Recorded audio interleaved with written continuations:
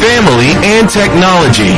Focus on Liberia uncovers and showcases the best of Liberia and shows the world the truth about Liberia. We educate, elevate, and promote all things Liberia. We conduct interviews, panel discussions, debates, and more. Tune in to Focus on Liberia on Facebook and YouTube and be a part of the stories that make up the news. This is Focus on Liberia, and I am Dennis Ja. And I am Anthony C.A. A pleasant welcome to Roundtable Africa.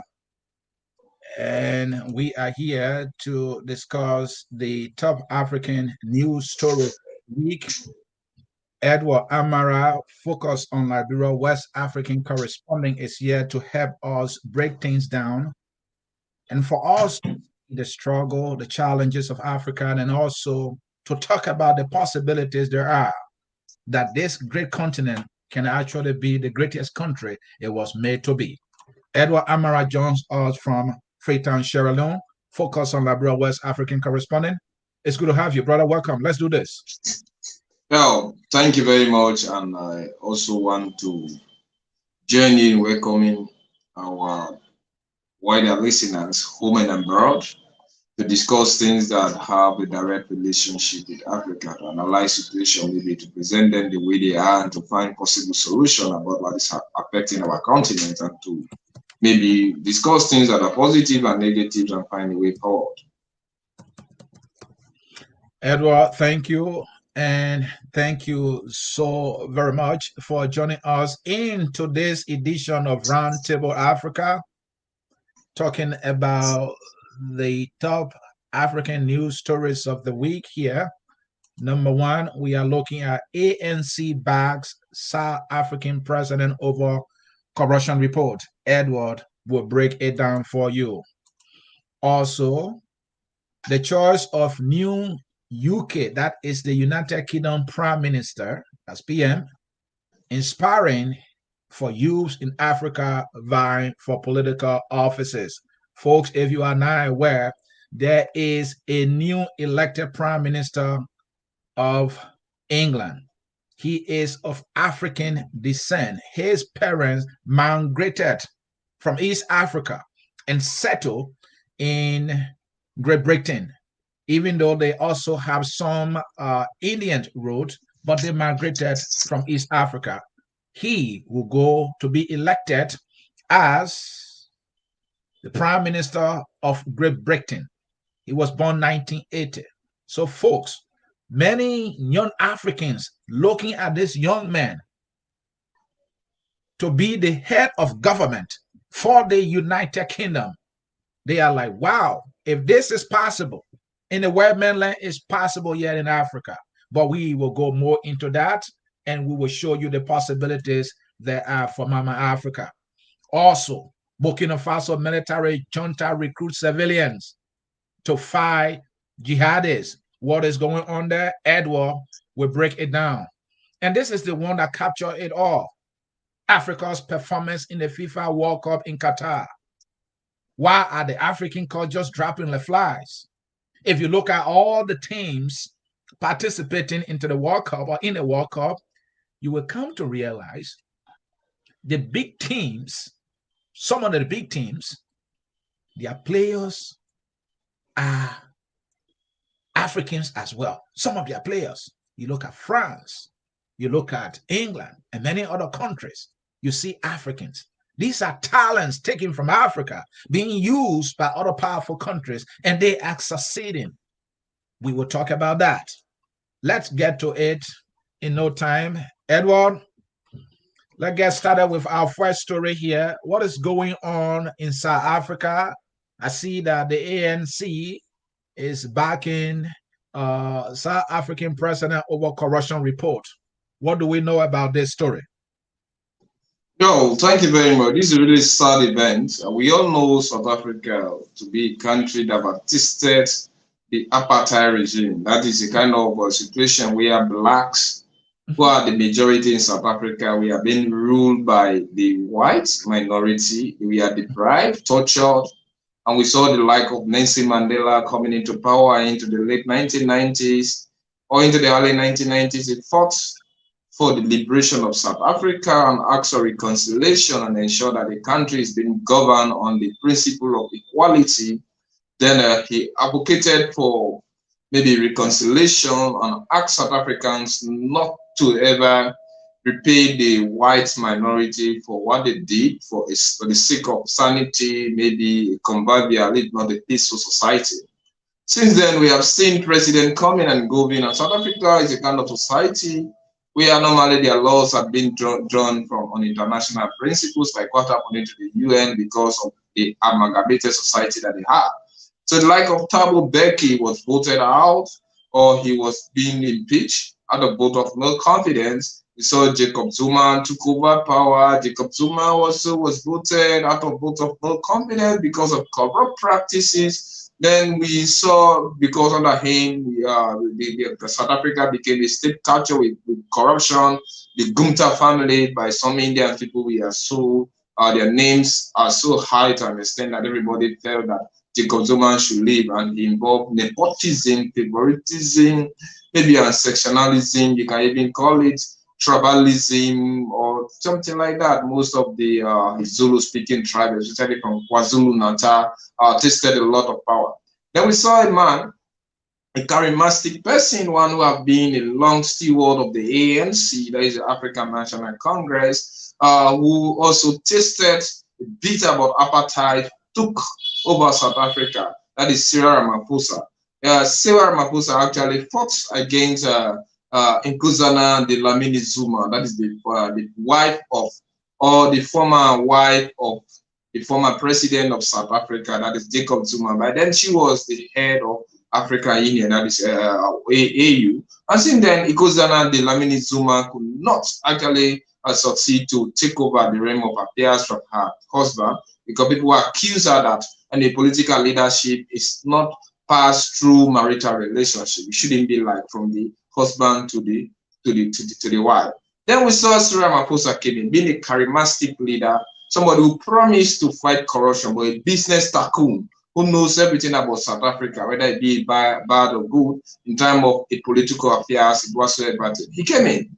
He set up things. In fact, he's even popular than the ANC party, as I'm telling you, because ANC is a divisive one, polarized system, where you have youth who no longer sympathize or who are no longer subscribing to the ideology of the ANC by then, under the like of Nkosazana Dlamini Zuma. You talk about Winnie Madikizela Mandela. You talk about Mandiba, that is Nelson Mandela and others who actually fought very hard to ensure that South Africa is liberated. And those folks are no longer alive today, they are dead. So when he came in, people thought that he could be somebody who could stamp out corruption. He could be somebody forefronter. People trusted in, they believed into the Cyril Ramaphosa mentality, and they believed that Cyril Ramaphosa could have been somebody who would definitely stood out. But people knowing the intricacy of his leadership, we are actually doubting whether he can successfully prosecute Jacob Zuma, because Jacob Zuma was accused of being making the country to be under state capture and awarding contract to close people, his clientees, he awarded contract to them. He make his family to be on hem of affairs. Advocated for the unity of South Africa, but still continue to exploit the system, maybe still maintain the white mentality by promoting most people from the KwaZulu-Natal. So ANC became a little bit divided. You see the Thabo Mbeki faction fighting against the Jacob Zuma person. Finally, it came to in 2019. Of course, Cyril Ramaphosa, now in 70, became president in 2018. Now, he's actually a business tycoon. He trade in buffaloes and all that thing. But there is an allegation against him. He, according to popular allegation, that he's involved into money laundering. Now, we all know what is money laundering. But normally, since he's a business tycoon, he has everything. He's a wealthy businessman, maybe one of the richest South African farmers on planet Earth.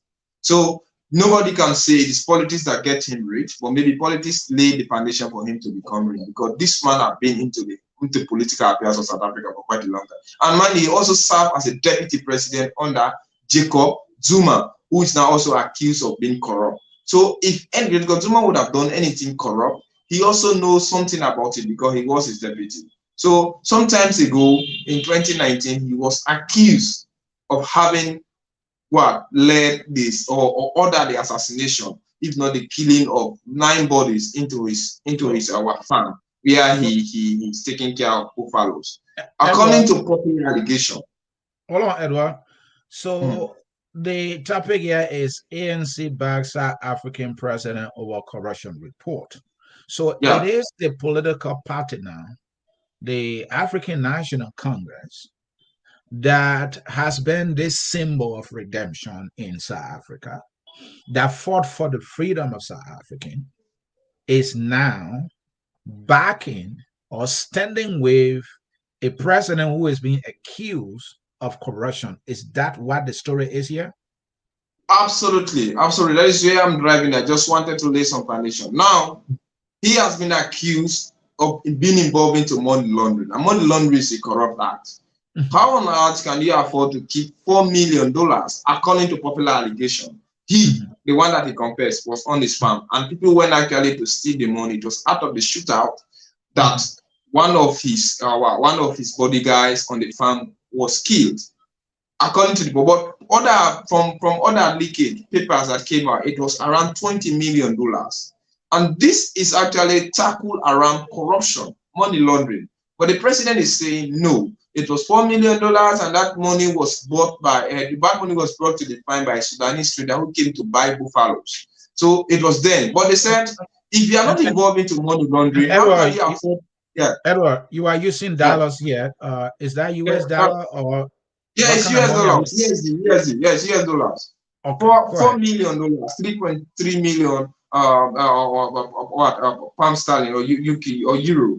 That is what they are saying. But the popular allegation is that it was around $20 million US dollars, for crying out loud. And he's used that money for money laundering. And now that people who knows about the secret, he never wanted them to come alive and actually reveal when there was an allegation against his person. So the best thing he could do is to assassinate those who have knowledge about the money passage, so that there could be no way for anyone to know that the South African president was actually involved into money laundering. That was what they are saying. But he's only admitting that it was only a bodyguard that was killed. But based on police investigation, Edward, what I want to know now is, what is the citizens of South Africa saying right now about this political party? Hold on, Edward, hold on.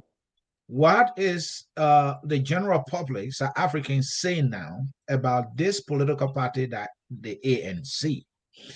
Do they see this party trying to shield this president from investigation?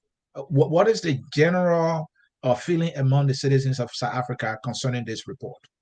Well, I can say there is a divided society. Mind you, are playing with a very popular figure here. He is even popular than the ANC party that I'm speaking about, because ANC have lost its popularity because of their deceit. So now, those who are sympathizers of the Ramaphosa's mentality thinks that he should leave into power. But the opposition, like the Economic Freedom Party led by Julius Malema, want to see him resign. The disgruntled youth who feel unemployed, deprived by this so-called ANC party, want to see him resign. But the ANC now, because of Cyril Ramaphosa's popularity and seeing how divided and unpopular their own political party is becoming, they want to maintain him into power. So people are thinking that ANC was brought to fight, to stamp out corruption, eliminate a divisive society, make blacks to have their own personal freedom, encourage them, and even encourage that let there be redemption in time of the land.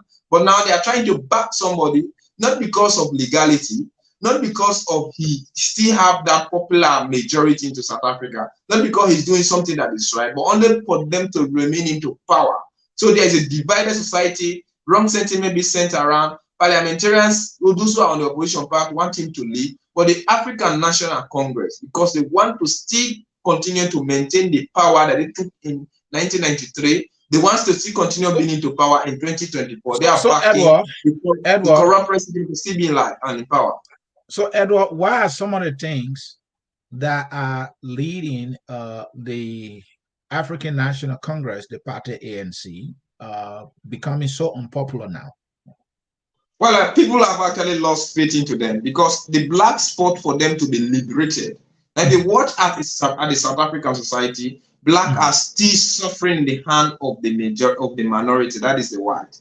The land that they fought for, those land we are not returned to the black. There are certain societies within South Africa, a black man will never visit over there. The white will send dog on you. That is why you have seen each time there is a kind of economic suppression into South Africa, foreigners suffer. So the blacks just think that it just in theory that the blacks are leading, or the blacks are on the hem of appearing into South Africa. But still, the freedom, the economic freedom that they fight for is never bought. They are not liberated. They are still suffering. And they believe that the ANC, by then they had the belief in the ANC, the trust was there. But now they have lost that trust into the people. So they just think that if ANC has failed us, then let us try another political party. So that is why they are drawn to the ANC as a failing political party. And Edward, how long has the ANC been in power now?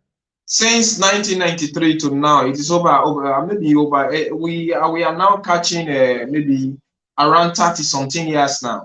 ANC has been into power. And ANC has produced the president of South Africa since then. Is that correct? Since then, from Jacobs, from what? How do you call him? From Nelson Mandela. You come to Thabo Mbeki. You come to Jacob Zuma. Then we are now seeing Cyril Ramaphosa. And normally the ANC, that is the African National Congress, they regard the party more than even the Constitution of South Africa.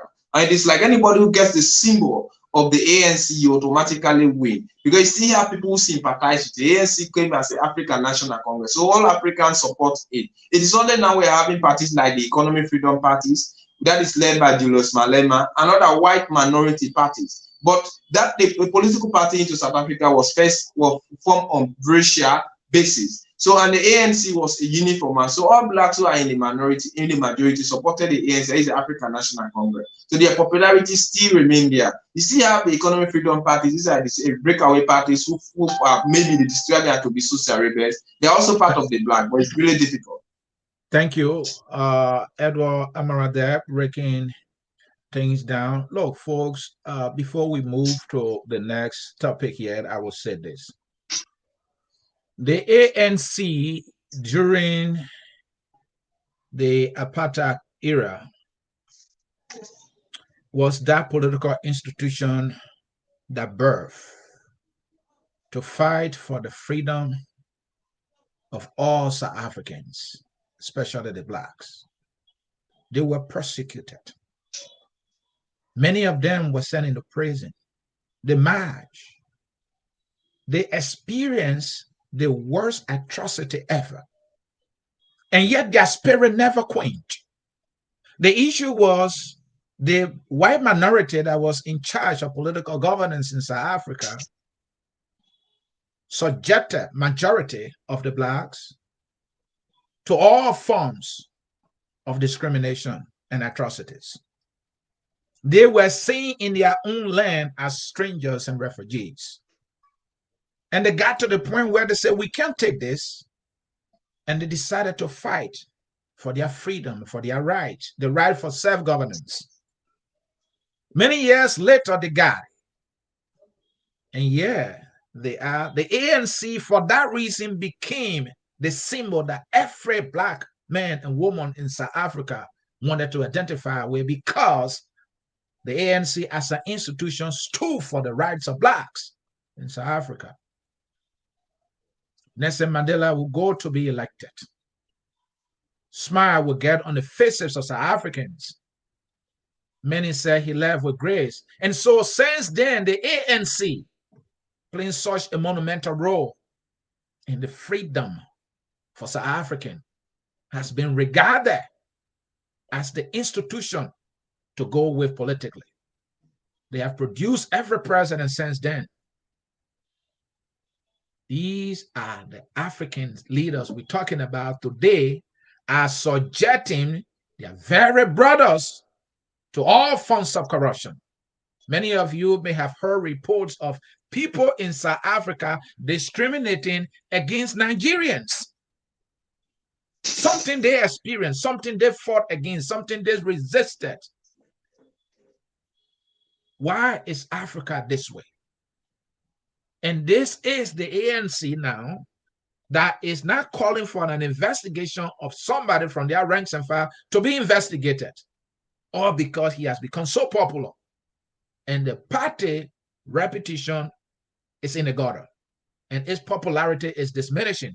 And this man has some form of popularity. So they want to bring their less popularity and match it with this president so that somehow they can win political power again, thinking that they will do better for the people of South Africa. But it's obvious it will be the same corruption. This is sad. If anything, the people of South Africa deserve is transparency, and that the resources of the country should be used for the people of South Africa to thrive, for they have endured it all. And their own people should not be the ones subjecting them to all forms of bad governance. This is the story about Africa, all across Africa, and we must do everything to change that. Edward, thanks for such a brilliant reporting. But folks, Africa is promising. And so let us talk about the possibilities that are there for Africa, for all people of the black race. The choice of new UK Prime Minister inspiring youths in Africa to vie for political roles. Edward, talk to me. Why is this such an inspiration? The election of a black person in the UK to the position of prime minister is now inspiring young Africans, and they want to take up political roles. What is that? What is it about this story? Oh, this is very, very interesting. We all know Rishi Sunak is the current British Prime Minister. He took over power from the short-lived one from Liz Truss, who succeeded Boris Johnson. The man is just 42 years old, born in 1980. Watching at our leadership structure into Africa, a young man can only succeed to take over leadership like Ibrahim Traore that we're having in Burkina Faso, who is 34 years. He's the head of state because he took over power through the barrel. But if you get to the poll, you wouldn't. Unfortunately, that is what Africa found itself to be. Now, watching out in the UK, very civilized, standardized, a country that actually affected the life of Africans like Sierra Leone. We have a lot of British-speaking countries in the world because Britain did not only colonize Africa countries, but also colonized countries in Latin America, in Asia, and they also colonized countries in other parts of the continent. So when we saw Liz Rishi Sunak taking over power sometime in September from Liz Truss, who also only had short leave of her prime ministership position, I think it is inspiring, it is motivating, it is something that should be actually inspirational for African leaders. We are seeing what is happening today in Nigeria when we are seeing Peter Obi coming into power or entering into political free. When we watch at Africa, most of our youth who have taken over power, like when the former president of Gambia took over power in early 20s, Yahya Jammeh, we saw Sierra Leone, Captain Valentine Strasher taking over power in his 25s. So most of these things, when Doe took over power in Liberia, the master sergeant, I believe he was very young. But this we are not legally taking over power. They did it through the barrel. I think the UK set a very good precedent. Youth in Africa should be given hope. They should be given the trust. Their voice should cross over the table. When you watch about political leadership in Africa, you watch about what is happening into Equatorial Guinea. You have a president who is now 87, still on the hem of affairs. You see the like of Yoweri Museveni in Uganda, who is in his late 70s. You watch at DRC Congo, but maybe not too old, but I don't know. Oh my, watch at Congo, Brazzaville, a very old person. So when you analyze the political situation into Africa, most people have actually enjoyed power when they were young, like Thomas Sankara and others who were into his early 30s that took over power with the barrel. It never came through legal system. That is why their leadership was not supported because it had no legitimacy and was not popularly supported. This is actually inspiring for Africa, especially like youth like us who are on the continent. Thank you. Let's first understand, we should be persuasive. We should take over power, not using the barrel, but it should be And I agree with you, Edward. If I may here, I agree with you. Great analysis there talking about. First, you talk about Africa have had too many of its leaders being older people. But you were also able to say there are times in Africa, or there are instances, or we can point to, some leaders of Africa that were very young, and that some of them succeeded or became, leaders of some African countries through coup d'etat.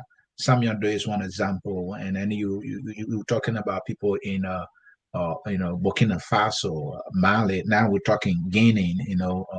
This gentleman who just overthrew. So the thing is, young people in Africa must be prepared for leadership. And that is what we need to focus on. So when we are looking at this gentleman, Rashid Shinak, who is now the newly elected prime minister of the United Kingdom, he was born 1980, like you said correctly, he's 42 years old. Let us establish that somebody who is 42 is not a youth. That's the first thing. That person is not a youth. But that person, in the eyes of us Africans, we see that person as a much younger person. Obama was in his early 40s when he got elected. And Obama was able to serve the greatest and most powerful country in the world. So you are right. This must be inspiring for most young African, that if this man who is being viewed as a young person will go to rise to the position of prime minister for the United Kingdom, that is profound. So it means that somebody of his age or far younger than his age can also become the president of any nation in Africa. But they must be prepared. Obama was prepared, and we're talking about this gentleman, Shinak, he has advanced degrees. He served in the UK Parliament in the House of Commons. All right. And he has been an influential leader. He's an inspiration to because the way it works, Edward, and quickly here, is that to be in the House of Commons, you must be able to command so much respect from your colleagues. In the UK, to be prime minister, it is not that they go into election like they elect presidents. The parliament, the lawmakers, they won't decide among themselves who should be. So technically, even though this is more like a cabinet position, but the prime minister is also a member of parliament and is chosen by his colleagues, and you have to be influential.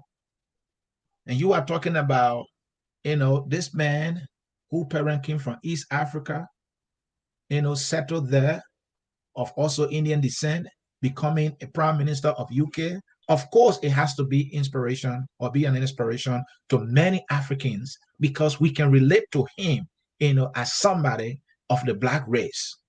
But it took preparedness.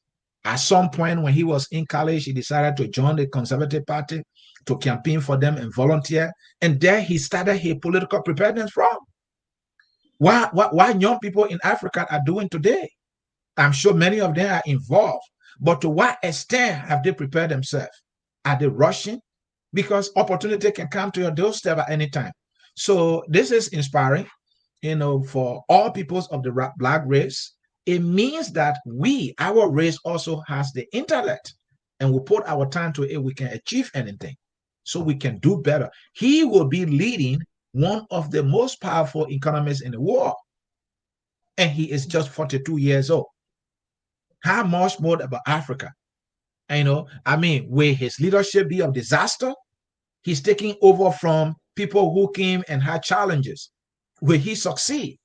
So, Edward, I'll give you the last word on this. I will agree with you to say, yes, this is something inspiring for all young people of the black race, and for him, because Obama set that example, and now here he is. This should be an example. This should inspire all of us to prepare ourselves better for leadership. And when we get that chance, we should be able to lead with brilliance and excellence, to represent our race, to produce a competition for all other races in the world so that the world can be a much better place. Because at the end of the day, when it comes to leadership, it's about doing good for humanity, no matter the color. Yeah, you're right. Being the Chancellor of the Exchequer, that is like Finance Minister under Boris Johnson. He served as Secretary to the Parliamentarian under Theresa May. He was actively involved in the campaign for the British exit. And being somebody who studied philosophy, he studied economics and politics, I think he is inspirational. As he rightly stated, UK do not vote for prime minister. What they normally do, they vote for member of parliament. And if you are not inspirational, if you are not motivational, if you are not a good leader, if you are not eloquent, strong, and you are capable of standing the test of reality, your colleagues will then vote you in. People who are well experienced, people who are well educated, well influential, voted him in. I think your youth in Africa should start to use their mouth as public weapons to advocate for peace, quality education, standardized system. We should serve as social rebels, but not to destroy the system, rather to make the system. So we shouldn't be people who are radicalized negatively. We should be radicalized positively, make positive advocacy, and let people see inspiration into it. Let people see glory. Let people see leadership structure into it. So when they want to vote you, they are going to vote you in because of your mental power, the calibration of your thoughts, the positivity of your ideas, the change that you are capable of creating into the society. Not people who will come and instigate people to take stones, maybe to start using a maybe to be pompous, egoist, maybe using certain things that may deteriorate, demoralize, and create pandemonium into society. That is not what we want. And this is the practical example. That is why I said his leadership position and the age in which he has become what UK Prime Minister should serve as an inspiration and message to African youth. Let us stop being so violent. Let us stop behaving into that kind of hooliganic nature. Let us use our mouth as public welcome, advocacy, believe in leadership structure. Then we can win over those who even do not have trust into us. It's just a matter of being peaceful and you have that convincing tongue to ensure people vote for you and let them stretch your leadership power. Well said, Edward. And because of the level of preparedness and brilliance, command over the English language that he articulates so much well, he has won the respect of his colleagues in the parliament in the UK. And at this time, it does not matter his color. When it comes to competition, when it comes to people deserving, requiring, of the best of all. And look, let me tell you something. This guy, when you listen to him speak, when he takes the stage in our parliament, when he speaks, people listening to him, they might see his color, but they are looking at an output.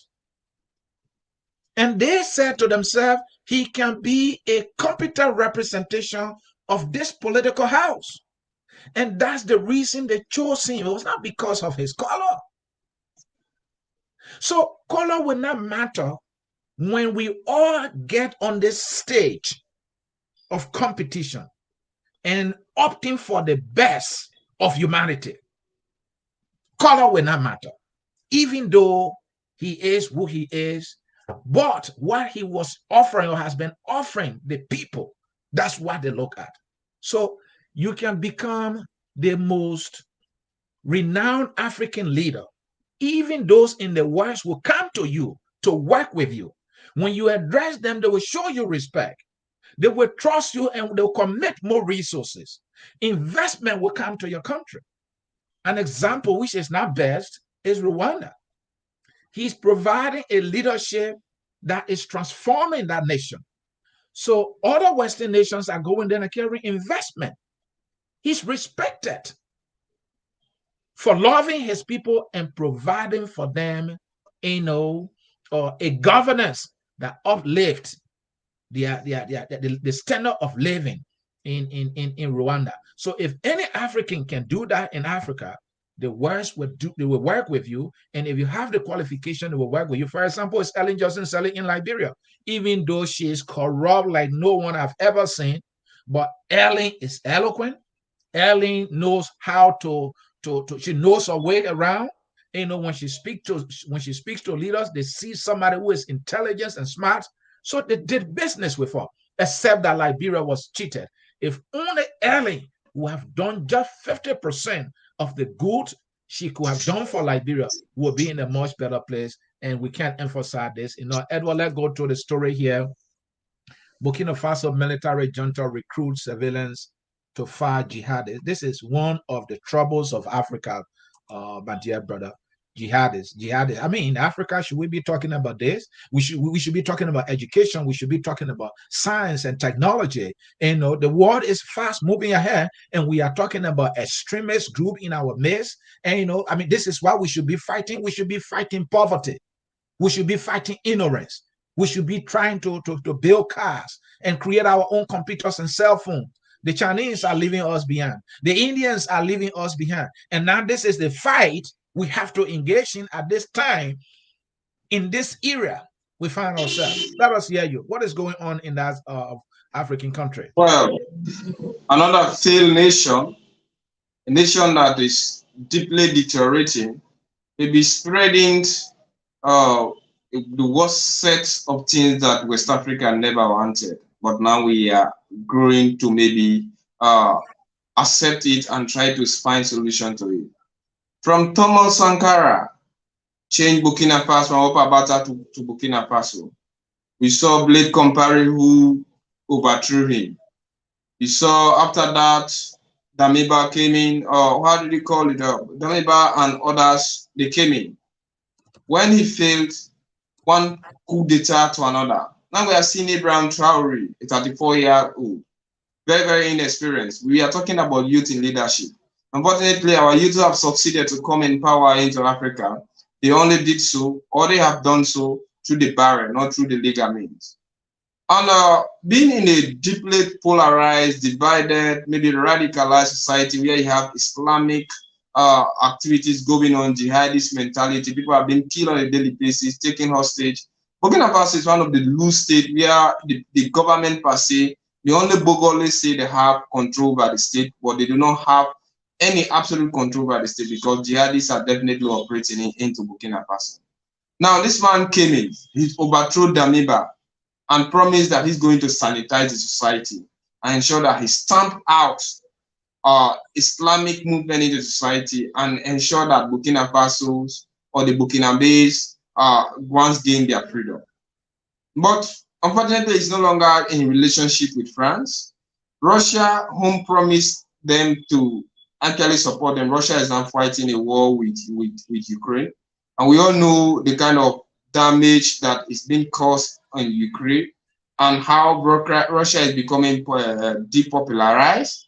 And at the same time, the losses that Russia is undertaking, they can no longer support Burkina Faso in terms of the arms and ammunition that they needed because she has to spend a lot of ammunition. To fight war is a very huge economic venture that nobody, if you shoot one bullet, it can never be replaced. You have to look at another one. And they are using the economy to do those things. So now the hope of Traoré is being dashed. And you can't succeed to have a kind of strong army that is supportive if you're not meeting their needs. Now, what is doing is recruiting civilians who have little or no knowledge about fighting to fight against jihadists. That tells you that it's a failed society. And they are only recruiting civilians, but it's a willingness.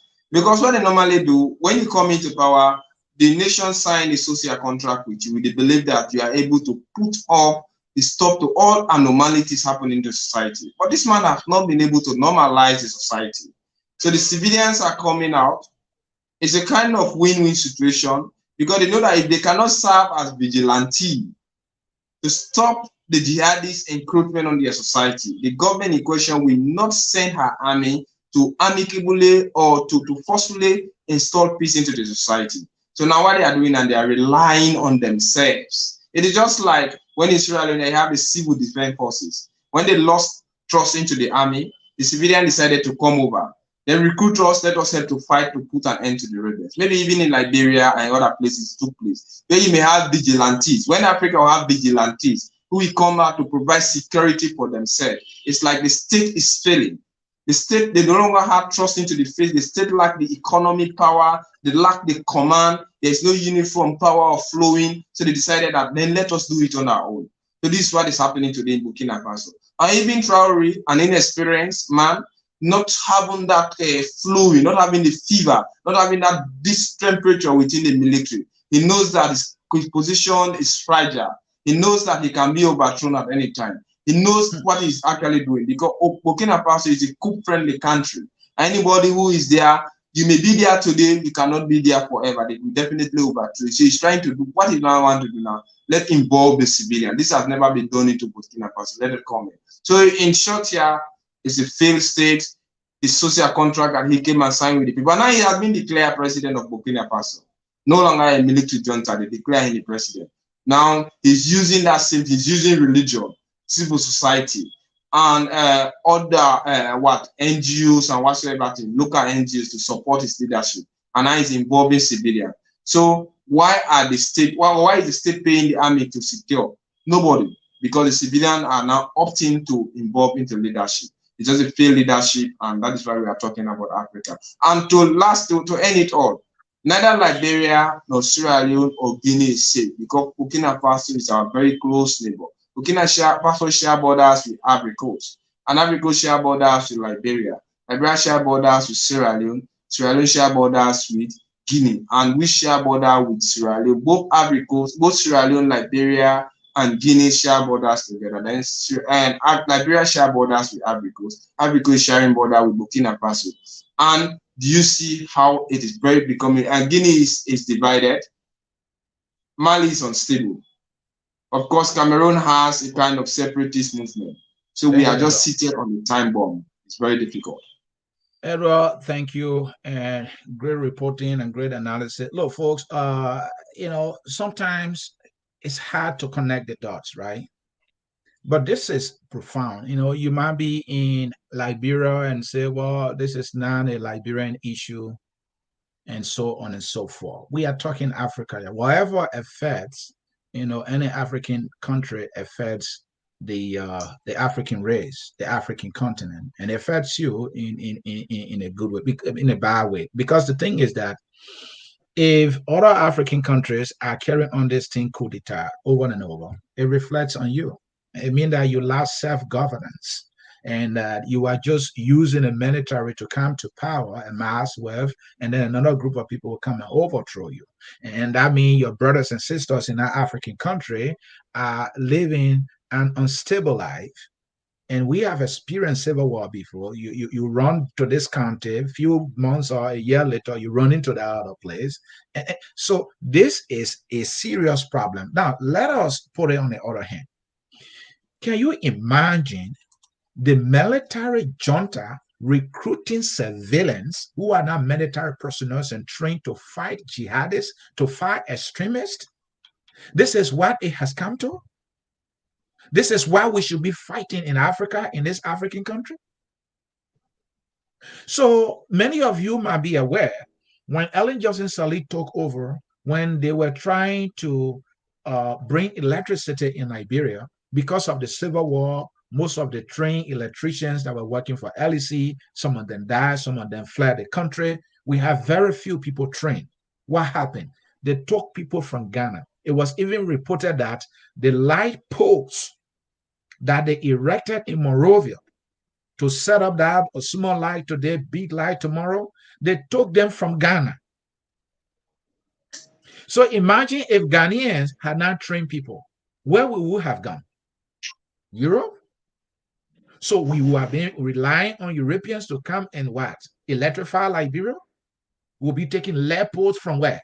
From Europe, from America, just as we continue to import everything from Europe and America today?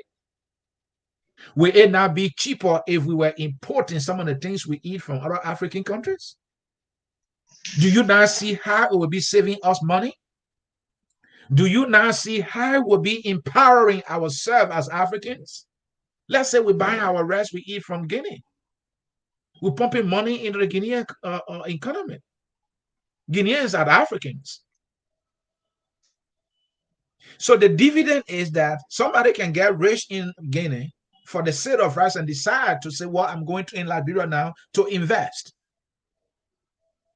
So the cost of production will reduce, the cost of consumption will reduce, and life will start to get better. You see the picture? But here we are today in Burkina Faso, they are fighting extremists. Whereas in areas like China and India, young people, civilians are engaged in massive education, computer science. They are making cell phones. They are making computers. They are making so many things. They are making Bluetooth. And we all import them. By the time you look, made in China. China is becoming the most powerful economic power in the world today. We Africans should be investing in education. Look at our Liberia. Have you heard of any of our political leaders to announce to you a massive computer literacy program in Liberia? Have you heard any of them say that? No, they can't say that. What is wrong with putting millions of dollars in the budget to make sure that every child in Liberia has a computer or have access to a computer? That every child in Liberia will have access to a computer and will be computer literate. Have you heard that simple thing from any of your political leaders in Liberia? The story is the same almost across most African countries. Burkina Faso, recruiting civilians to fight jihadists instead of bringing civilians, investing into them by providing massive education so that they can have the skills that they need to engage into productive activities. Now they have to be fighting extremists. How these people become extremists in the first place? Because they were not given the opportunities that they need to acquire skills to get involved into productive activities. They became idle. So some people who are weak-minded were able to convince them to join this thing called jihadist, which is a disgrace to that nation, which is undermining the stability of that nation, the growth of that nation, and also becoming like a dreadnought on the entire Africa and darkening further the image of Africa. Why do you think people are saying so much good about Rwanda? Why do you think some people are saying so much good about Ghana? Why are so many people traveling to Ghana and the Gambia? Because of the good things that they are doing.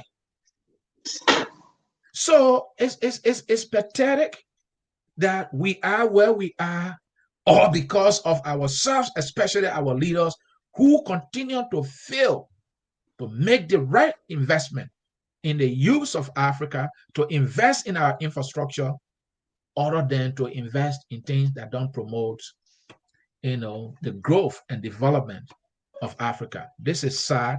And when we're talking about something that is sad, as promising as Africa is, it is Africa's performance in the World Cup. Africa, I don't know when we will ever talk about hosting a World Cup. The World Cup is being hosted by Qatar, a small tiny country in the Middle East. Spent $220 billion because it got its ass together.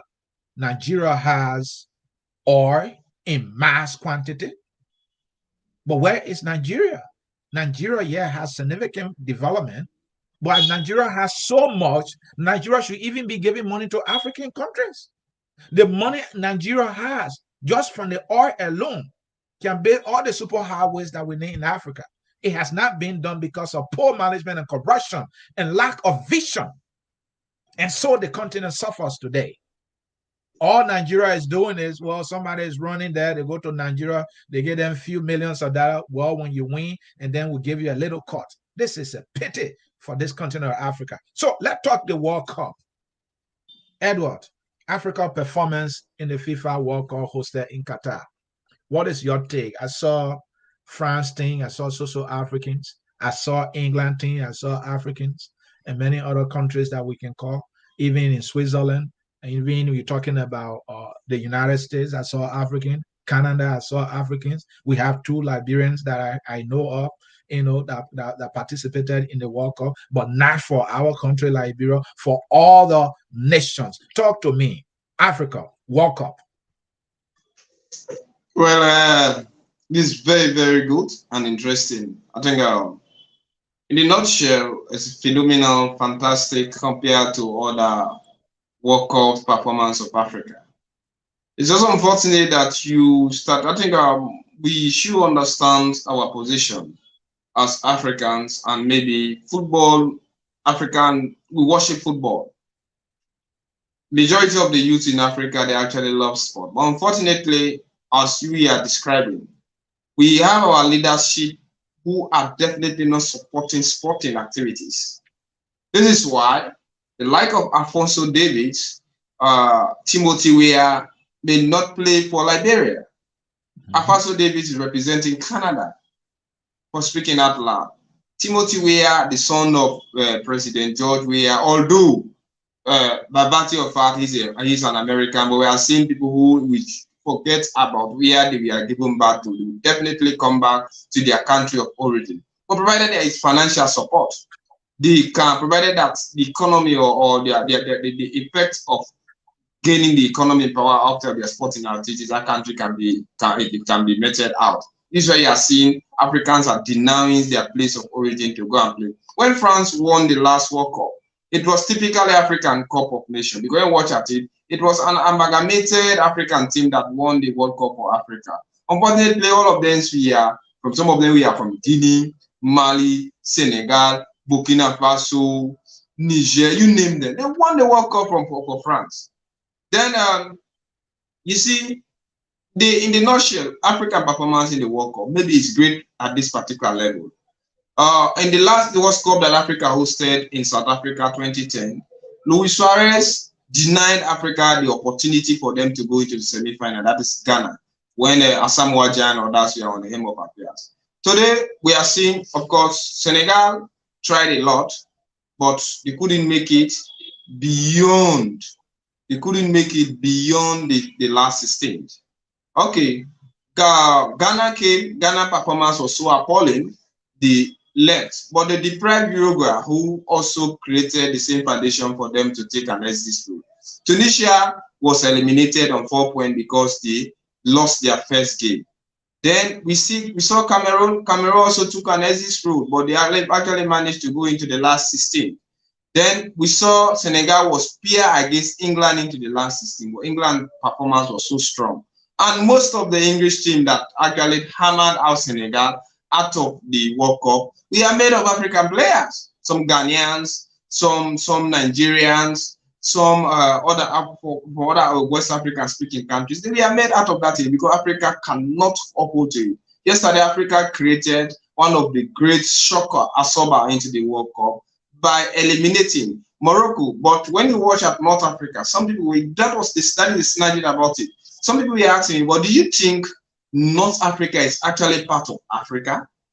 The Arabs, would they identify themselves? They would have preferred the like of Ghana, the like of Senegal, the like of Tunisia, the like of Ghana, Senegal, or Cameroon that represent typical Africa to have progressed. They would have wholeheartedly supported Africa. But when it is Morocco, who only identified themselves to be unfortunate on the continent of Africa, but because of their race and their close connection with places like Spain or the Western world, they don't consider themselves Africa. Tunisia don't consider themselves too much Africa. Egypt do not consider themselves. They feel that Africa is already being eliminated. Or they go to Africa because Morocco is on the continent of Africa, but they do not identify themselves as African because of their race and the economic power and their close connection with Europe. So they believe that Africa was actually eliminated when Senegal was knocked out of the World Cup by England. But yet they choose to say that it was Africa themselves who knocked themselves out, because most of those players who played against England, like Bukayo Saka scored 2 goals, he's from Africa, very related to Ghana. Then you watch at the one who eliminated Cameroon, that is Mbalo. Mbalo is from Cameroon, for speaking of goodness sake.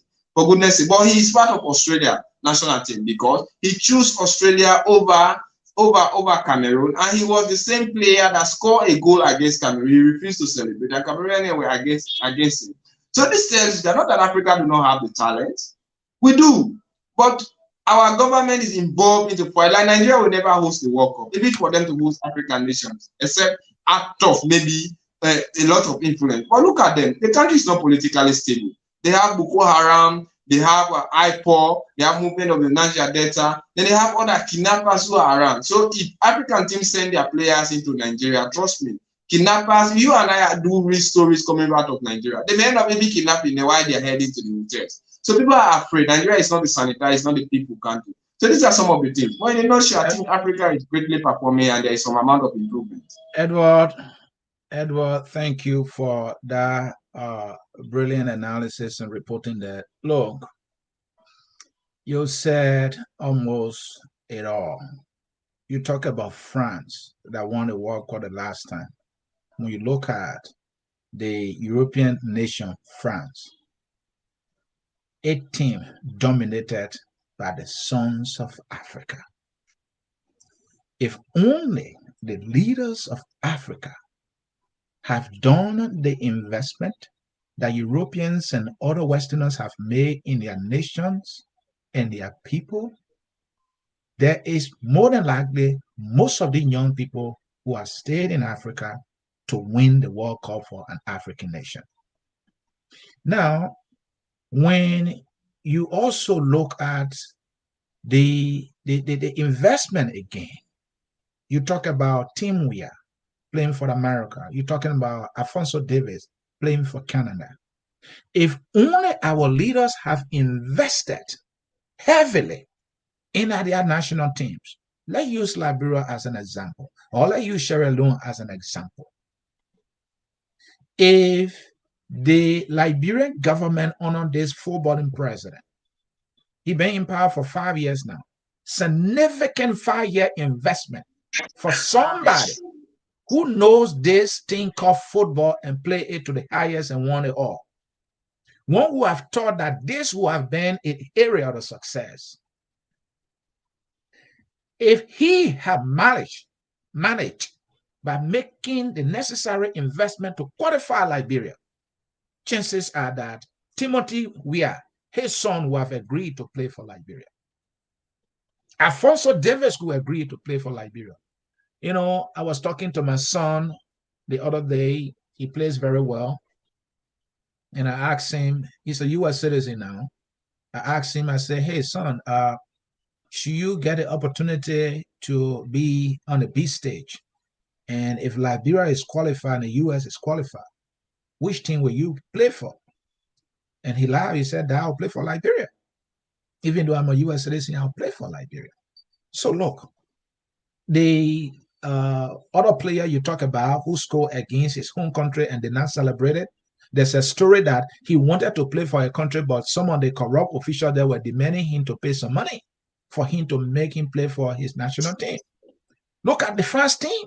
You name all the African countries they have come from. All right, look at Mbappé. This is the fastest player in the World Cup, and he is of African descent. How did he get to France?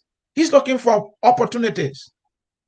Look at the football programs in Europe. All the young talented Africans are running to Europe to get the opportunity to make good money and improve their lives and help their family. Europeans created the opportunity and competition. What competition do we have in Africa? African Cup, poorly organized. Look at the club teams in Liberia. Look at the club team in Sierra Leone. Where are they? Who's making the investment in these teams? What other leagues do we have in Africa for the young African to participate in?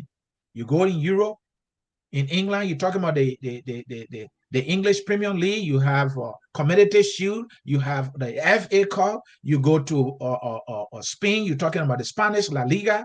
You're talking about the Kings Cup. You come to the U.S. that is far behind this good game called football. They have the Major League Soccer program. And now the U.S. has qualified for a few times now to participate in the World Cup. Liberia is yet to qualify. And you mentioned the issue of talent. Where do you find the best talents when it comes to sports? All across the world. In America, basketball, blacks dominate.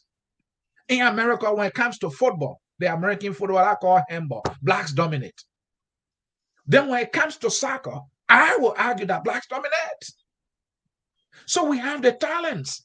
You go to Liberia, we have Wane Boto, we have all of the greatest. In Sierra Leone, we are horrible. Titi Kamara. You go in Ghana, JJ Okocha, all of these talents.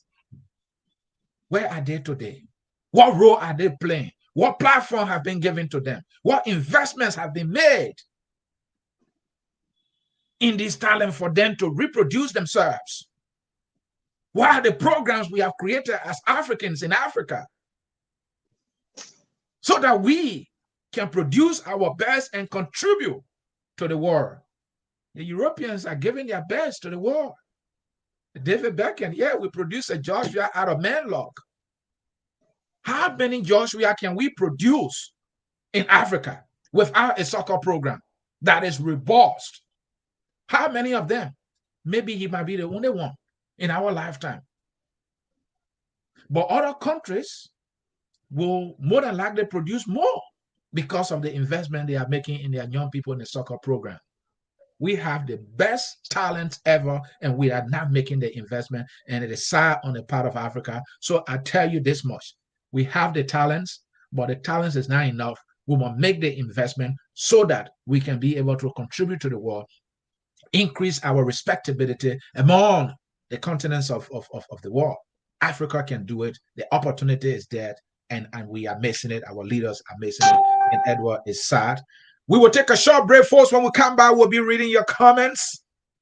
We will be reading your comments, and after that, we will be closing here shortly.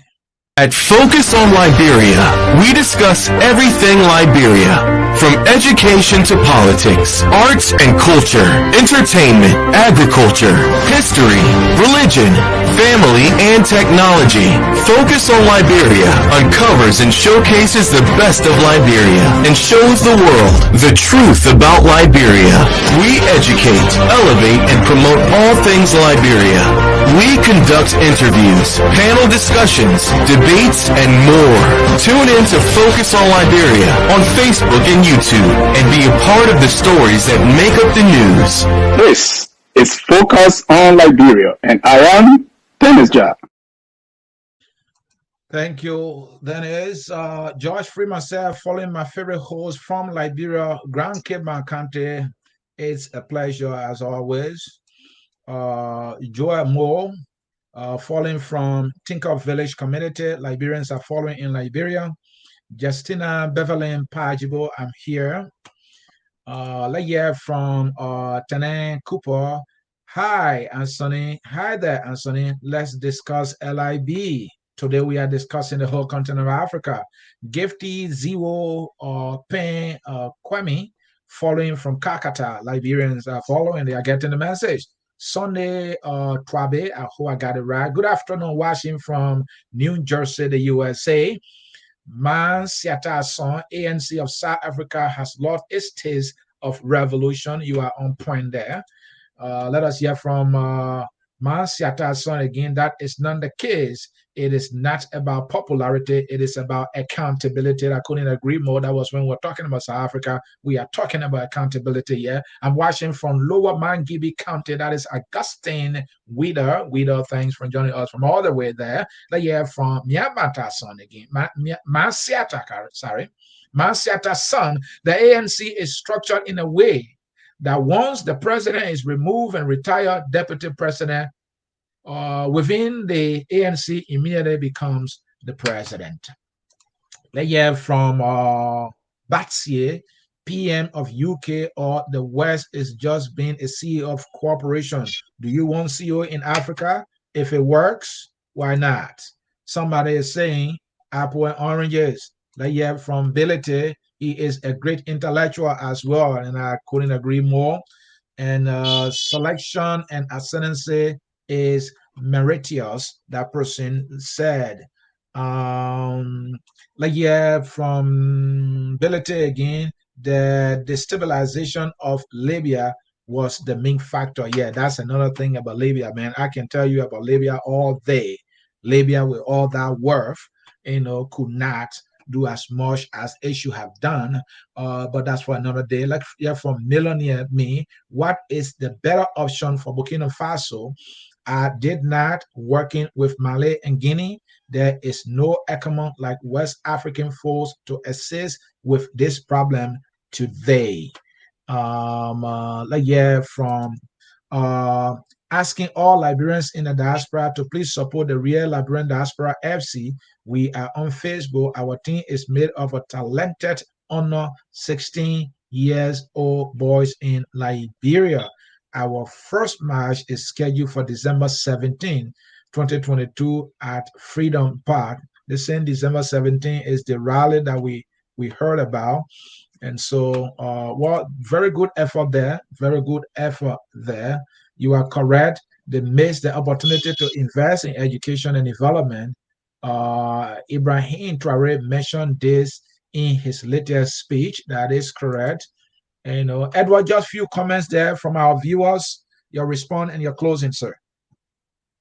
No, thank you very much. I think we all uh, admire their comments, and I believe that maybe if we can help to disseminate news of positivity into Africa, the like of Anthony Rudiger, who is a Sierra Leonean, wouldn't have been playing for the Germany national team. Then lastly, I think as Africans, the best we can do is not to support a type of leadership that may create a chaotic situation. Great Britain has set a very good example, and we expect youth who are vying for political position into Africa to be as peaceful as positive, and also to use their intellectual intelligence to convince people and to create a type of structure that may lead Africa from our appalling situation to something that will definitely be positive. I think Rishi Sunak in the UK has said that brighter example is an intellectual philosophy, and at the age of 40, he became the exchequer of Great Britain, that is the chancellor of the exchequer, that is the finance minister. I think African youth should also be given such opportunity. But also, we should also help in building the trust, the hope into our African continent. And let's support our country come 2023. I believe both Sierra Leone and Liberia are going to be heading to the polls. So if we're heading to the polls, we should remain peaceful, loyal, committed, respect our vote, and vote wisely. And also we should help to determine the fate of others who may not have the opportunity to vote into a very positive way. Let them emulate things that are very positive and forget those things that are very bad. Thank you for listening. Good night to everybody, and hope to see you next week Wednesday.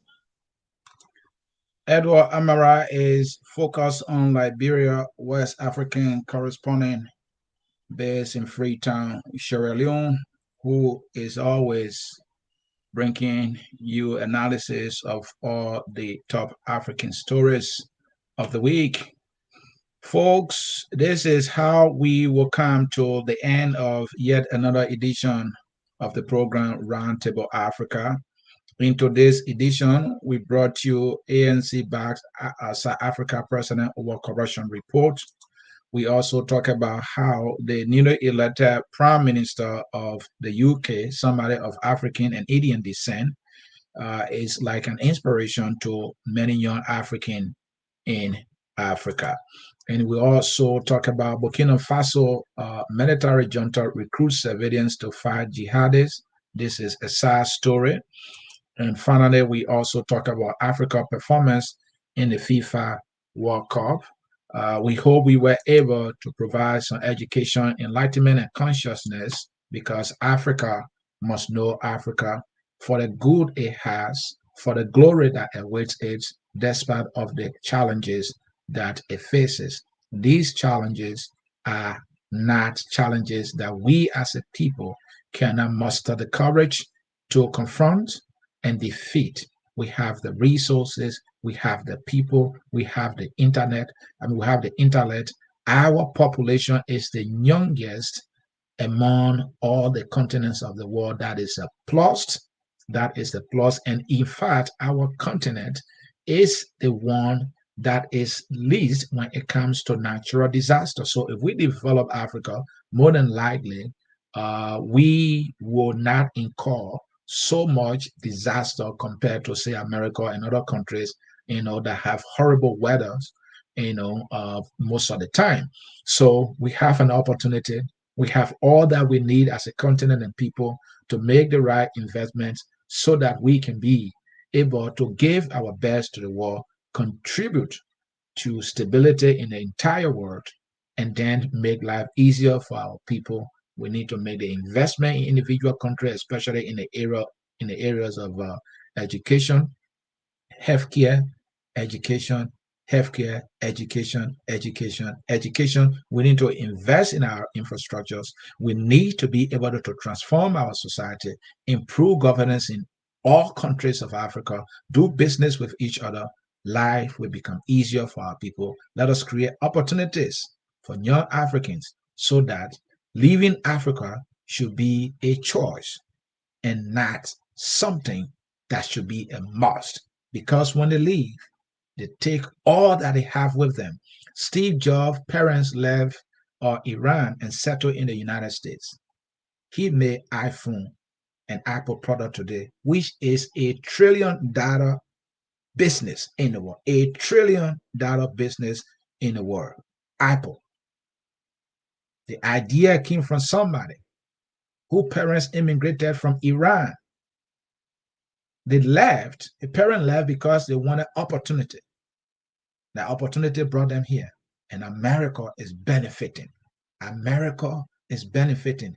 iPhone is an American product today because one family left their home country for better life and opportunity in another country. Do you know how much money the US government makes just because of iPhone? If we invest in our young people all across Africa, an African might produce something even more powerful than the iPhone, and Africa will benefit. One idea alone can turn a country and increase its budget to billions of dollars. Liberia has been struggling for a budget to reach $1 billion, just a single billion. Just one product can do that. One mad idea can do that. We're talking about Qatar spending $220 billion just to host World Cup, and we cannot even get $1 billion for our budget. So, folks, you see the picture? We can do it. This is your program, Roundtable Africa, and this is how we take leave of you.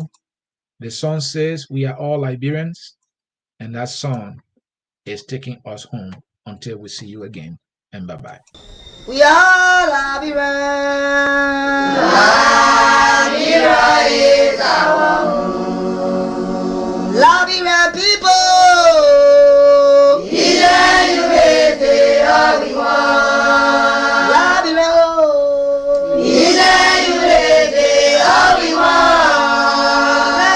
Liberia.